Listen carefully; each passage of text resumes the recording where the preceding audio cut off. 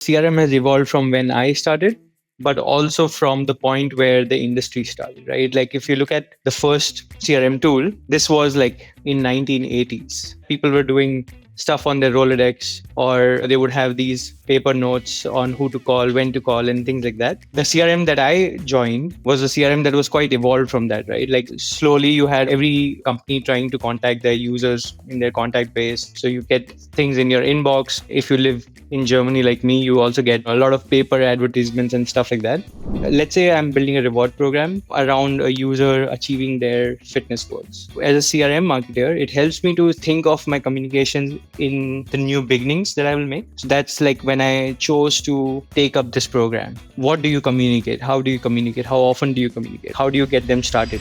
Welcome to Experimental, the podcast that cuts through the noise to bring you actionable insights in B2C growth, marketing, and data science. I'm your host, Sundar, former head of brand data science at Uber and the mind behind the Experimental newsletter. Join me as I talk with industry leaders who have driven growth at companies like Uber, Spotify, and Netflix. We'll uncover the experiments, failures, and breakthroughs that lead to real results. Now, let's get experimental. Hey, Karan, thanks for joining me on my podcast. It's great to have you today. Yeah, thanks for having me. It's a funny experience being on the other side of the mic, I have to say. Yeah, that's true. I started on yours, and it's great to now have you on my podcast. We have a lot of things we can talk about. I would say you're definitely a CRM expert. You do it in a lot of advising, consulting. So I think we should just jump into it and really start off with a pretty interesting view that I definitely want your perspective on. So the evolving role of CRM as an expertise. Tell me a little bit more about where you think CRM expertise is going, why there's a need for it, anything you have on that thought. So I started in the industry, I think around 2016, somewhere around that. And actually, I think I got lucky, right? And I mentioned that because the CRM has evolved from when I started, but also from the point where the industry started, right? Like if you look at the word CRM or the first CRM tool, this was like in 1980s, right? And it's a very interesting journey because I think like before that, people were doing stuff on their Rolodex, or they would have these paper notes on who to call, when to call, and things like that. And then basically over time, it was even the best people would lose leads, or would lose touch, or forget to contact someone. And then actually in I think in mid 1980s was when you had these sort of databases that became popular. And so that's when the first CRM tool was made, right? So the first purpose was actually to serve salesmen, to remind them when to nudge a user, when to call them back, and things like that. The CRM that I joined was a CRM that was quite evolved from that, right? Like slowly you had every company trying to contact their users in their contact base, as we know it, right? In the digital ecosystem is like continuous. So you get things in your inbox. If you live in Germany like me, you also get a lot of paper advertisements and stuff like that. And at that point, the expertise of CRM was then a lot more focused on visuals and how can you convince someone to make that one-off purchase. Since I have joined, it has evolved quite drastically, right? So now you have, in the last, after COVID, especially, you see like super uprise of subscription apps. And so with that, you also have like new skills that you need to have, right? New ways you want to interact with your user, which is now not necessarily just buying or not buying, but more like engaging, managing relationships, personalizing, and all of that. So yeah, with that comes new skill sets, right? Like the teams have evolved, the org structures have evolved. So I think more broadly speaking, those are the changes that have happened over the last few years. Maybe just to start off with, what is the definition of CRM? CRM is customer relationship management, as it was coined. What we do more of now is more of lifecycle marketing or customer engagement. CRM, strictly speaking, is from always a sales perspective. So how do I take a user base who has willingly given me their information, and you've given me consent to reach out to you or help you, with the use of my product or whatever it might be. And that was CRM, right? So I could reach out to you and talk to you and build that relationship, which is now much more mechanical and automated. And that's why it's a customer engagement tool now, more like. Yeah. And so do you think that's a part of the challenge is just the way it's defined? I mean, I ask this because I feel something similar on performance marketing and brand marketing, which is, I don't know why there's these arbitrary definitions. Like, is the definition of CRM something that's holding back teams? Not really. I don't think so. Because I think the meaning of the term has just evolved. But there is still a gray area, right? Like what you're asking is you can see it in job descriptions, you see that in hiring, you see that in the skill sets people are developing. So if you just go on LinkedIn and search for CRM manager roles, you will see the old CRM, right? So you'll see a lot of B2B SaaS CRM manager roles where you are supposed to use Salesforce or some one of those B2B tools. And that has a complete different ball game, right? It's all about nurturing, getting there, calling them even or reaching out to them. And then you also have CRM managers of my world, which are much more mobile first, right? So much more about push notification, in apps, data syncs, tech stack, So I think that's what. So you still see that in job postings, but I don't think that's necessarily holding us back. It has sort of transitioned already. But with that, right, the industry is quite new. So you still have people who used to do CRM the old way, who find it quite struggling to, or who struggle to do it in the way that it is right now. And this is an interesting perspective, right? So, what, in your view, what does good look like? What does the ideal role look like? Like, what does that look like? I think it still varies. And I think what's another interesting thing is with CRM, there's no like, okay, email is the best channel, push is the best channel. Depending on who you are, what type of model you have, subscription, e-commerce, things like that could vary a lot, right? So I think that's what makes CRM interesting and difficult at the same time, because there's no sort of consistency in how what good looks like different between different companies. There are traits, right? Like, and these are buzzwords, right? Like you say, okay, a good CRM team is well integrated within the team in the sense that they know what product priorities are, what revenue priorities are, what business outcomes they are driving or trying to drive. The teams that have that more awareness of that usually tend to do well, irrespective of which vertical you're in. I think that's the trait I would pick out mostly. Yeah, I mean, and this is interesting because you've worked with a lot of CRM team. At a high level, like what does a decently performing, good performing CRM team look like? What are those characteristics? So I'll speak to like my experience has mostly been with subscription apps. And as I said, like these are mobile first companies. So that means that you don't have these challenges. I didn't have these challenges of transitioning from like an email only team to implementing really new channels and new mindsets with it. So with those kind of apps that I work with, because I think in my role, I don't know what makes CRM teams great. What I see is very few traits, right? Like they could experiment well, right? They have a good understanding of what experimentation means, how to execute it, and when to use it, right? Like I see that as a big weakness in a lot of teams where they experiment just for the sake of it, but then they don't create that big of an impact. So there is this element of knowing what is worth experimenting with is also like a good trait. The other thing is, I think at a team level, because we've gone through so much change, from a technological perspective, there have been more tools, as I mentioned, like more types of different skills. What's also changed is how you form processes. So CRM teams that can form processes with like other teams, with marketing teams, with the wider product teams, usually tend to do better. If you are a silo team and you're like, okay, I'll receive a brief and I'll execute on it, I see a lot of those teams as well. And then I think the ones that are doing really well make that extra effort to sort of integrate themselves in different business functions as well. So yeah, I would say those two come in mind. Yeah. Okay. And so, most of like your experience, like you said, is in subscription, right? So I'd love to hear like talk a little bit more of the value of a CRM team and why specifically within subscription is arguably even more of a valuable channel than maybe in other business models. That's a very good question. And that's something I keep going back and forth on, by the way, on subscriptions versus one off, and where does CRM play a more important role? Because intuitively, it makes sense, right? With subscriptions, you are not necessarily, it's not a one off purchase, it's a much more of a relationship in its real meaning, because the person is paying you continuously. And that means you need to keep up with their demands, which usually a large portion of it is the product, right? Like if you're using a product and you enjoy using it, CRM is not going to change That, like yeah. Instagram, right? I don't have notifications on my Instagram, but I still log on pretty much, I would say, as an ordinary person, right? With notifications on. So there is this huge product pool, and I think it would be mistaken of us to say, oh, CRM is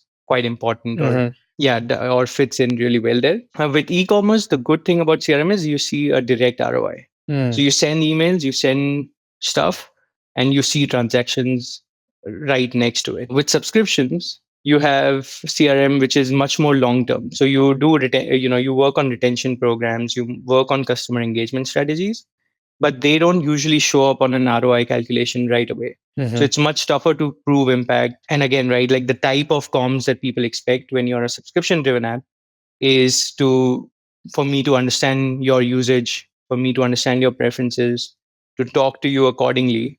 I think that's a bigger role of CRM in subscriptions, whereas in e-commerce maybe it's not such a relationship driven, or of the department. Yeah, and in ecom though, do you find it ROI driving because it's more easily attributable? Or do you find it incremental? Like, is it truly driving ROI? Yeah, 100%. I think with e-commerce, I've had very interesting views from different people. Mhm. Like I remember meeting this head of marketing, and she challenged me and said, "Listen, I don't think we should segment any of our emails. We should just blast everyone because that's where I see the most money coming in, versus not doing it." And we had a great conversation, but at the end of it, neither of us was completely convinced. We kind of saw each other's viewpoints on it, and I feel that's what, like, e-commerce is easily attributable for sure.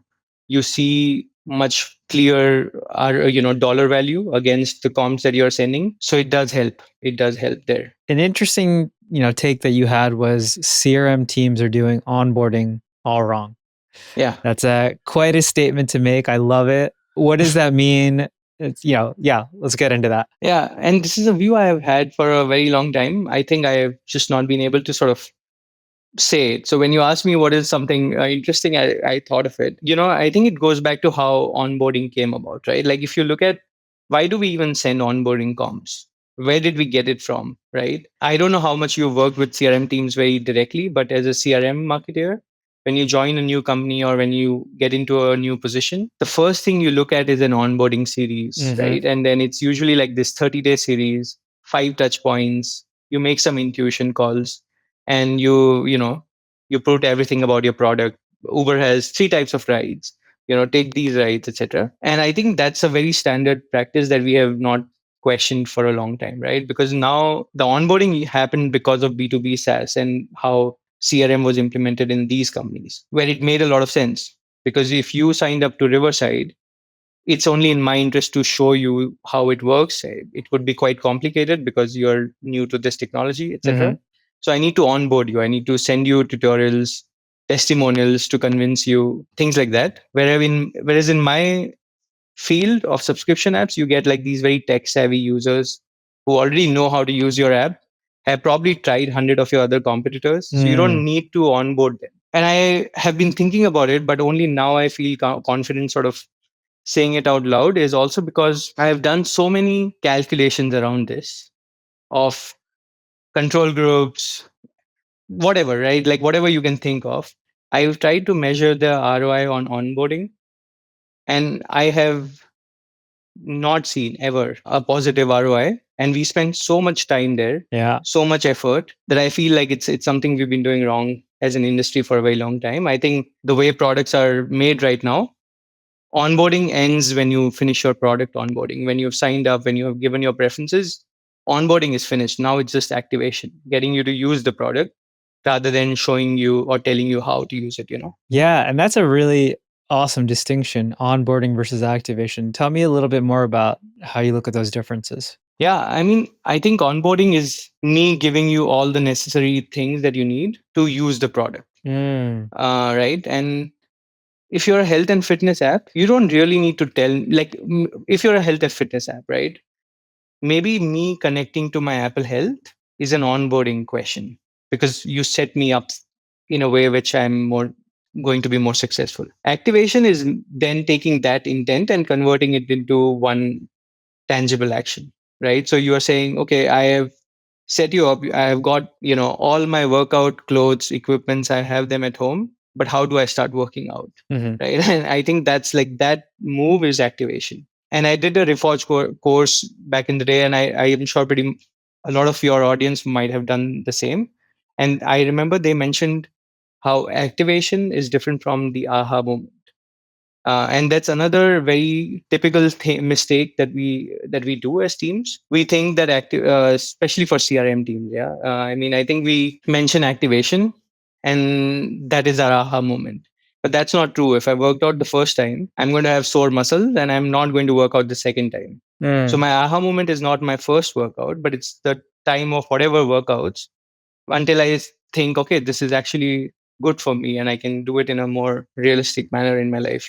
Yeah, that's a really really good distinction, right? So maybe the aha moment is really when you realize, hey, the program is working, it's making you stronger versus the first workout. Wow, I really like that. So maybe going back to why CRM is the way it is, right? I'm trying to think through brand marketing in the classic sense has been generally in the same for the entire time it's been around on purpose. Performance marketing is relatively new, so it's, just built the way it is. CRM marketing seems to be the one that had an old way of doing it, is struggling to keep up. Like, do you think there's something in that it's like one of the few marketing disciplines that has had to evolve but hasn't kept up? I think so, but I don't think they haven't kept up. Like the question is, why haven't we been able to keep up with the changes, right? Yeah, yeah. And I think one thing is just that CRM is not the revenue. It's not a needle mover when it comes to Yeah. any of your bigger metrics, right? I think it's always like this. Has been always an optimization layer on a lot of other things, so it has never got the front stage. If you look at acquisition or performance marketing, well, it has to be front and center, right? Because you that's where all the growth is coming from. And then you've had brand marketing, but that is definitely long term. People know what it's all about, and it's a certain way you do certain things. Hmm. I think CRM has evolved very quickly, but then the professionals, the ecosystem, the infrastructure is sort of just coming up now. And only after COVID, I see a lot more conversation about retention with, in the space. I remember when I started my career and I would go into conferences, there would be 20 people, 30 people, and you'd have to find these conferences online. Like you'd have one or two conferences across Europe, or maybe a bit more. But now you have what, 20 events every year, and you see that industry has quickly taken up after COVID, and all the other things help, right? Like acquisition is getting tougher, technology is getting cheaper, so you can build no code tools, no code apps, no code tech stack, and you can get up to speed super quickly. So yeah, I think those trends are now helping us get to the stage where people are like, oh, actually, how I communicate and how I maintain those relationships is going to be much more crucial than me just getting you in and then letting you use my product. Instead of that, I need to really be an Alfred to your Batman, right? I need to come and serve you things and understand where you are in your life, help you around. I think that's the role right now. And that's a very crucial distinction. So this is not meant to plug your expertise, but it is in a way, because I'm curious. But like when you go in now, you've gone into many like big clients, right? They've brought you in as a CRM expertise. Like, what are you looking for? What's your thought process as you go into a team? Yeah, and I think I wish I had a simple answer for that, because I think it has varied so much. Mm-hmm. I've gone in bigger teams who have been doing really well and have a proper setup. I've also gone into bigger teams with like 10 plus members and having no clue how to use their tech stack properly, right? So it varies a lot. Same thing with the smaller apps. But I think what I like to do when I get there is always to first understand, my favorite thing is to ask them about how they define of their life cycle stages. Mm-hmm. And as soon as you do that, most teams have different views. Like if you ask five people in the team, they have different definitions. You have a problem, right? Yeah. And then the second thing I have there is to ask them questions on their typical funnel metrics. The CRM teams that can answer that quickly, or you have teams who are like, oh, let me pull that up, right? I know where that number is, Mm-hmm. and you have teams who have never looked at that number, right? And that's where you also understand what kind of stage they are on. Maybe they need some education around how we are creating business impact versus teams who already have a very good view of it and now just need to understand where is our biggest leverage. And what do those funnel metrics typically look like for a CRM team? For CRM teams, you're looking at activation rates, right? You're looking at, so you pick you pick any short term metrics, right? So you try to pick metrics that you can move very quickly. So, for example, if you have activation rates, CRM can impact activation rates very quickly, little effort. It's a short term metric. You do something and you realize the impact within 1 week, 2 weeks, whatever, right? So I like to pick these metrics first. So that would include activation, trial starts, trial cancellations, maybe a bit mid to long term. You have retention, but retention is super long term. And then you have conversions, right? Monetization, win backs, reactivation. So those are the top 5, 6 things that you would want to look at, and chances are that as you look through them, you realize very quickly where the gaps are, and where we have no presence, where we have high presence but not effective, etc. Yeah. Okay. So you're going in, evaluating a bit of their just actual overall lifecycle strategy. Then you're looking at their metrics. What about the team itself? Like, are there any skill sets? Are there any structural things that you've noticed when you evaluate? Not when I evaluate necessarily, but I have seen very different types of teams, right? So yeah, not necessarily in evaluating how good or bad they're doing, because I don't think there's a one way to do it right, because I think it does depend on how your organization looks at CRM. Is it positioned in the marketing team, in the growth team, in the product team? Do you have any interactions with them? So there are many team structures. What I have liked the most, and I have done a few episodes on that on my podcast as well, I think, is like how CRM is now slowly integrating into product. And I think that connection with the product team is very important. And I see it evolving more and more. With newer clients, I'm seeing CRM teams already integrated into product teams, or at least have touch points and work with them. Whereas initially it used to be always like this marketing driven function, right? So it was always about like, okay, we expect CRM to drive 10,000 conversions. Now you do an Excel sheet, find out the budgets. If we send, I don't know, 10 million emails, we might hit that number. What emails do we want to send, right?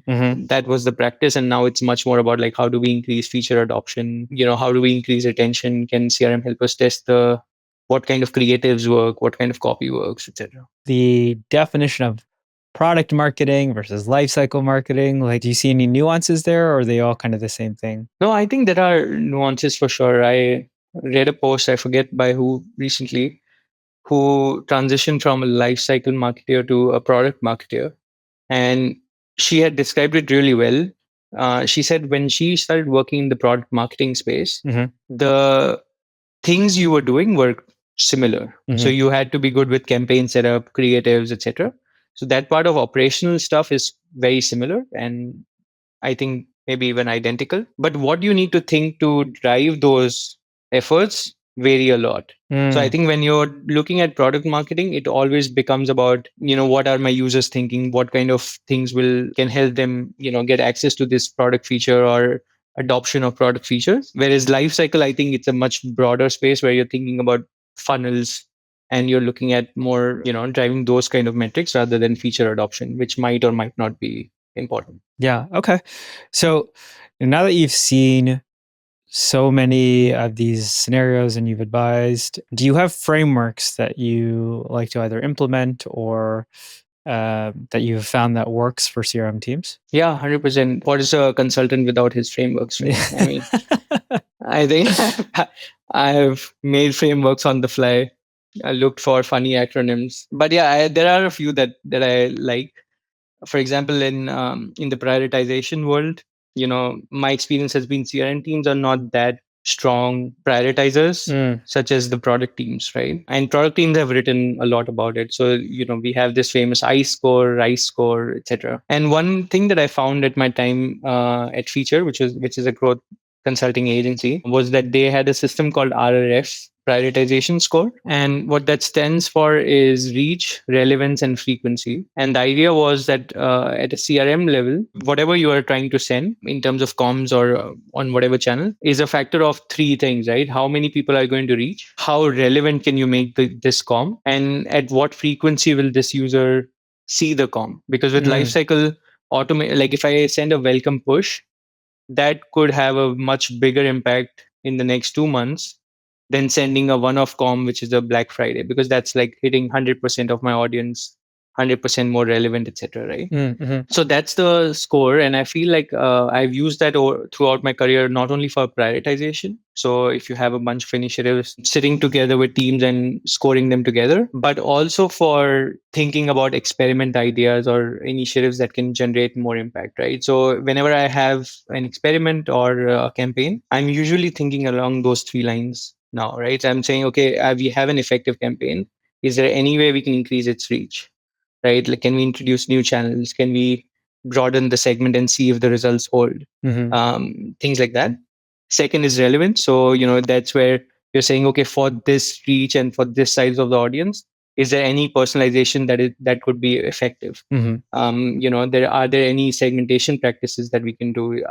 Is there discount testing that can get us more net revenue? Things like that. And then you have the frequency. So you always question how frequently you are showing a message. I remember, with a client, I had this in-app message, which was just a paywall with a 50% off. Mm-hmm.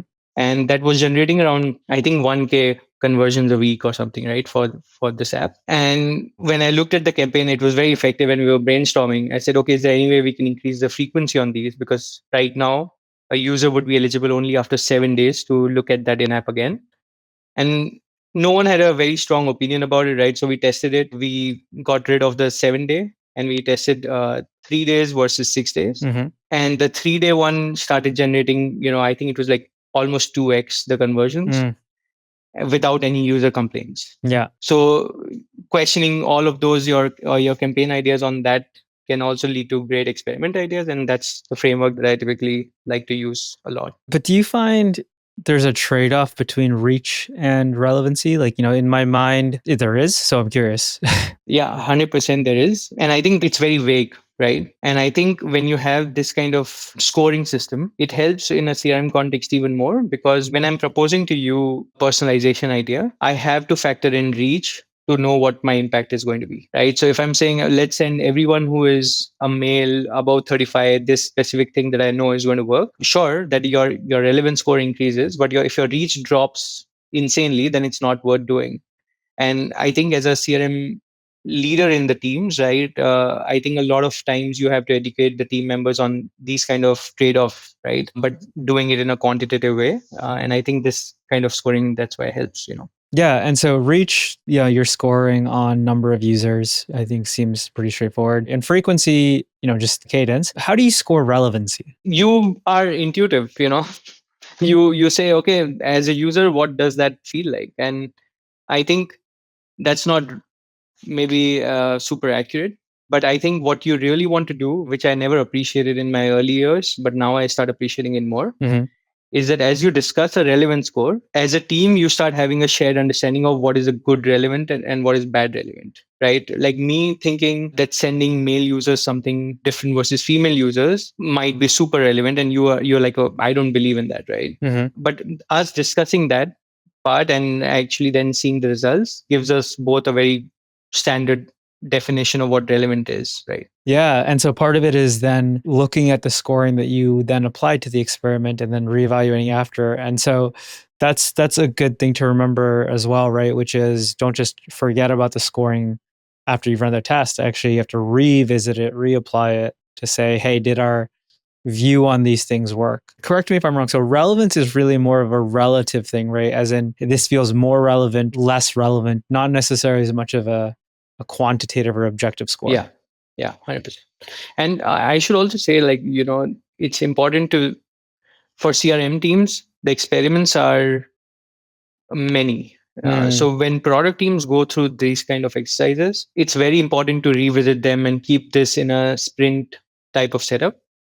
I've tried doing that at so many teams. And although we all love the process and we start doing it and we start maintaining it, what I have seen, and I'm still to find a good answer for it, is that CRM teams fail at maintaining these systems as efficiently as product teams. So at some point in time, there usually needs to be a factor of how big our experiments are we talking about when we put it in a backlog, right? Like what some thresholds, some benchmarks that you need to cross before we discuss this as a team, because a subject line is an experiment. A discounting strategy is also is an experiment. And then if we give same time to both the problems, it's not so efficient anymore. Yeah. Do you think part of it is that CRM experimentation to me feels less resource intensive? Yeah, 100%. Yeah. Like, I could, with the tools that we have now, you could launch a test quickly. So yeah, 100%. It's super quick to do testing on CRM. And when you go into these teams, do you find that the creative strategy brand is already aligned with the brand, or is that a big problem for many CRM teams? It's not. The reality is, like, for majority of the apps, it's not consistent. Okay. Or it is always a discussion point. I don't see it being prioritized as much yet. So I've worked with some bigger companies where it was much of a bigger deal, right? You have much more risk of losing reputation than with the wrong notification. So that's where I've seen brand teams being much more involved in the content creation process and things like that. But I would say for majority of the apps, that's not true. And until now, I haven't seen very solid evidence against it. Like, you see a lot of users complaining or a serious backlash or a business outcome. Is I haven't seen any examples of that yet. And that's why I think it also doesn't get prioritized yet so much. Yeah. Okay. Fair enough. Any other frameworks that you find really interesting? I have many, Sundar. I think I have this another one that I wrote to you about. I think it was like the ENCAM framework. Yeah. And actually, that's also interesting because I've seen a lot of CRM teams do rewards or trying to do rewards and engagement programs for a very specific set of features or milestones or whatever it might be. And I found this framework to be, very interesting. And honestly, I have to say this was not a framework. I posted about this on LinkedIn and then it just became a framework. So it just became like, oh, what's that NCAM thing? Which is a great proving ground that people are interested in the way you are framing it. Yeah, exactly. And what you do is, so when you are trying to focus on a very specific problem, such as a reward program, you want to do new beginnings. You want to look at consistencies. You want to look at achievements, and you want to look at milestones, right? And it could be not a messy structure. Okay, so please don't hold me on it being a very strong proof framework, but it works. So what you need to do is, let's say I'm building a reward program around a user achieving their fitness goals, right? Or yeah, let's take that for an example. So what I want to do is, I want to, as a CRM marketer, it helps me to think of my communications in the new beginnings that I will make. So that's like when I chose to take up this program. What do you communicate? How do you communicate? How often do you communicate? Right? Like, how do you get them started? So that's a very important moment in a user's very micro life, right? Like that life cycle stage. So you want to think about the communications that you want to send there, what kind of things they might need before they start.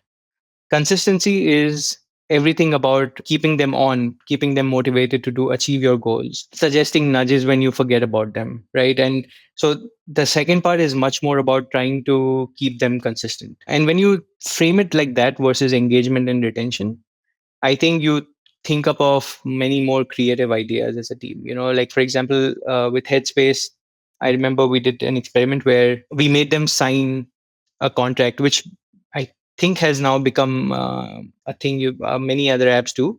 But whenever you promised your goal that I want to meditate 5 times a week, we would get an in-app message there. You just had to sign. It doesn't even need to be like a real sign. It's just an act of signing. Yeah. But you had to do that because you are promising to be consistent. So that's how we factored in new beginnings there, right? Because it's an important thing. We're trying to make a commitment. And then you have achievements. So achievements are whatever you feel as a user you would be very happy about. So you just lost 5 kilos. You lost a kilo. You were consistent for 5 days. You tracked water every day. Things which take effort, things that feels like achievements to you, but not necessarily to me as a CRM marketer or my business, but to you. And I think that's also very important to compare with the fourth one, which is milestones. Milestones are business centric things that I want you to achieve because of my goals, right? And then I'm positioning it as milestones. So I'm saying if you finish 10 workouts, you're going to get 50% off, whatever. That's my goal. And sorry, just to confirm, you're doing that because you're seeing some sort of impact where, I had 10 workouts, better retention, etc. 100%. Yeah. Exactly. Yeah. So those are things that I want you to do from a product perspective, or from a retention perspective, or from a conversion perspective. A user is happy if they do the first workout as much as they are happy with their third workout, maybe a slightly more, right? But their first workout is much more of an achievement to them than to you, maybe. And I think so, yeah, framing it that way. And I feel like whenever I use that framework to think about any specific engagement program that I want to create, it always helps me create a very robust then you've taken all the micro movements out of it, and you've sort of created a framework. So I don't know if I miss anything there, usually. I would ask you why this is just a CRM framework, because this seems a lot more robust. Maybe it's because you're a CRM expert, but like this feels like a good way of thinking for any team. It could be. I know it works for CRM, so I just Yeah. that's the only reason why it's a CRM framework. Yeah. I don't know if it works with other contexts, but with CRM, definitely, I think this is a very strong framework, and I don't see any people, not many teams using it. And I still feel like any team that I've worked with and I've proposed this framework to work around projects has been wildly successful. Yeah. Maybe I need to write more about it. I don't know. In your example, you thought about from a rewards program. Like, I'll go through an example that I'm more familiar with. Like, why couldn't you apply this framework for a CRM team for just Uber rides, right? Uber rides? Yeah. Like, so no reward program, just from you've joined, you've got this new beginnings, you're a new rider. We want you to consistently take a trip. But like, why is it for you apply it for more of like a rewards program style thing? I feel like now for rewards program, it's much more of an intrinsic pull. Whereas when I'm doing it for an Uber rides, I immediately see some problems, right? Like when I'm seeing new beginnings, I'm like, okay, but do I want to get them started on a B2B or airport rides or city rides? Airport rides are usually what retains users the most. So the new beginnings from the point itself becomes cloudy, right? I don't know what a new beginning looks like for you.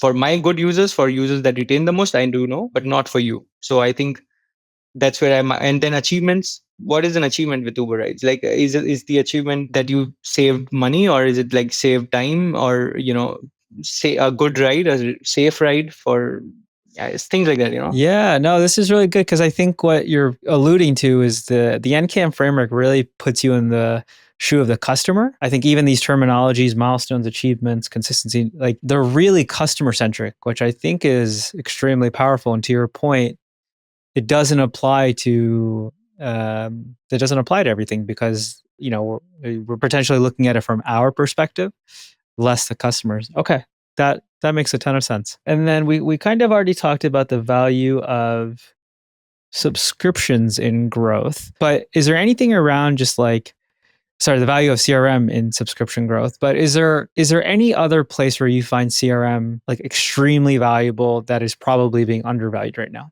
That's a very interesting question. I think within a company, right? Like within I wouldn't say there are specific. I remember when I was looking for jobs, by the way, I used to have this, I did this exercise where I was splitting in which industries CRM is the most important, would be the most important function to have. So if you think about dating apps, you want to know when someone liked you, you want to be able to control your notifications. A lot of people want to disable their notifications. Me sending a wrong notification at the wrong time might mean a lot of difficult things.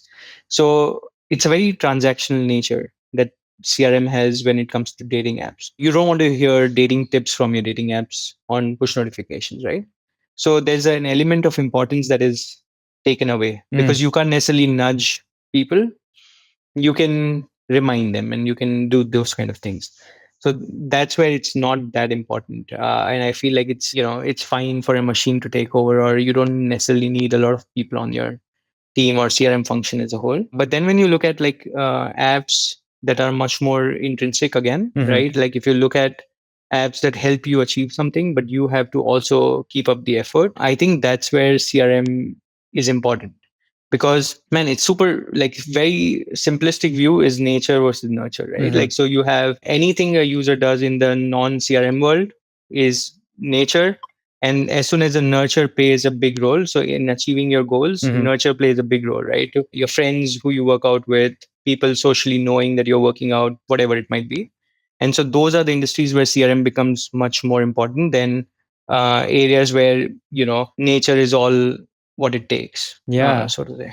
Yeah, wow, that's a really cool way to frame it, right? So CRM becomes an extension of just how the thing is structured anyway, right? So you can't really fight what is intrinsically going to happen with that experience, but you can accentuate it or accelerate it with CRM. 100%. Yeah. Like with Uber, right? Yeah. That's also a tough CRM team because at Uber, I can't make you have a ride. I can't Yeah. necessarily push you towards it. So it's also a very tough task, to be honest. Like I personally much prefer to have these sort of self improvement, health and fitness, Mm. even streaming apps. Those are my bread and butter, and those are the ones I love to work on. Yeah, Personally. which brings me to my, I think, next question. What are you working on these days? How do you help clients? I wish, I've been thinking about that answer for a very long time because I want to have a website and it's best practice to keep one liner, Yeah. but it never fits. It never fits. Okay. But usually what I do is, if you look at subscription apps, they have this common problem, right? Where they have very good growth teams, but CRM is often underutilized, Mm. both from a skills perspective, but also from a tech perspective sometimes, right? So you don't know how to get the most out of your tools. You don't know how to get the most out of your team. How you don't know how to get the most out of your efforts in CRM, and those are usually the projects, right? And how I do them are usually like audit, or I work with the teams, embedding myself on some specific projects if necessary, or sometimes it's an audit and then finding out what are some of the important projects to work on even, right? So that's the broad view of it. Of what you're working on. Okay. So mainly for B2C slash consumer subscriptions across, like you said, health, wellness, anything really subscription based is where you can add the most value. Yeah, Great. right. And then what about just when is it too early? When is it too late to bring on a CRM team? And I would add one more question, like how big a CRM team do you need Yeah. now? Right? Like those are the three big questions every app developer is asking, right? So you have these big apps where CRM is a no-brainer, right? People expect good experiences out of you, and CRM is a critical part of it. So you need it. So that's let's remove them from this equation. Then I think then you have a very strong case. Like if you're in e-commerce, you can start early because you Mm. see this audience which might have no other reason to engage with you other than promos, or imagine a Temu. I imagine for Temu, email is super important for Mm-hmm. their success Mm-hmm. because just knowing something is super cheap might make me buy something. Whereas, for Amazon, it's not, because Amazon can't really nudge me to buy something quickly. It just does it in a very good way that I keep coming back. Mm-hmm. How big of a team you need? So yeah, the team size is a big question because now you have the really good tech stacks, no code builders, etc. And I think an appropriate team of three people have managed. I've seen managing really huge companies entire CRM flows. And if you're automated, systematic about it, you can get there. Yeah, and I think other than that, industry wise, as I said, like e-commerce may be quicker. Subscription apps, once you have a strong enough onboarding flow, once you have sort of the benchmark trial to paid, things like that. You've hit your product market fit. Mm. You are reaching around like 100K users, maybe a bit more. Is when I would even look at CRM tools because they are expensive to have, and it's not like it can't be configured overnight, right? It's not super easy, Yeah. unfortunately. Yeah. Okay. Perspectives on where the CRM tech stacks or just industry as a whole is going to go over the next few years? Yeah, I have. Can I say AI or? Yeah. Yeah, you And can we cut it short. Overall, I think, like, if you look at like the origins of phones, right, and if you look at how our industry started and how CRM, why am I am a CRM expert, right? I am a CRM expert not because of the years of experience I've had. Mhm. I think because there are many more people who have had 20 years of CRM experience and who are still working in my client's team, right? And Mm. I guide them. So why am I an expert right now? And I think a lot of it is just luck. because mobile took off in 2000, late 2010s, right? In 2011. And then actually, if you look at, I was looking at this global smartphone sales. And if you look at like 2011 to 2016, I think the adoption was around 2 million smartphones sold. And then from like 17 to 21, we went from 2 to 20 million. And then I think it was like, or 14 to 17, 2 to 20 million, and 17 onwards, now we are at 200 million or 300 million or something. Right. So that helped. And I think like what happened during that time is that now people like me can know how to be mobile first with CRM. But all the CRM industry that we have accumulated so far are not so adept at these new technologies and how to work with mobile first businesses, right? So that's where we have to catch up. I feel like there's a lot of catching up to do on the skill set and like just adapting to these new type of businesses, subscriptions, and what does the ecosystem look like, working with paywalls, being that optimization layer also for subscriptions, price testing, experimentation. And I think that's where the new CRM skills are being made, right? Like I think that's a good CRM marketer now is much more technical. I think much more aware of the business dynamics, much more aware of subscriptions. And I think that's where it's going more and more. And of course, like things like AI, of course they are going to change how I work with in my operations to make myself more efficient. I don't see any good examples yet of workflows where AI is taking over the humanization of, because I would argue that actually humanization of CRM has been a big game changer, right? Like customer relationship management only became relationship because humans were maintaining it, and I could see how you were doing it. Of course, we can do a lot of it automated, but there is something I have against chatting to an AI chatbot versus a human chatbot, right? And I feel that difference will still persist in CRM. Yeah. But yeah, that's of course a trend too. No code builders is a big trend as well. That's going to be very interesting. And you're seeing that within the CRM space. Yeah. I think the scope is broadening, right? CRM is no more a notifications team. It's a team that also looks at the paywall design sometimes. There are teams that are also looking at price optimization and things like that. So I think the scope is also increasing as well. Yeah. Well, that's a very good thing for, I think, people to take away, is that it's evolving beyond just this lifecycle. I mean, email push notification scope. Because even now, that's what I thought about it. But I guess at least within subscriptions, it's expanding because it makes sense, right? That it's all intertwined, especially for a mobile first subscription product. Well, I think a lot to digest.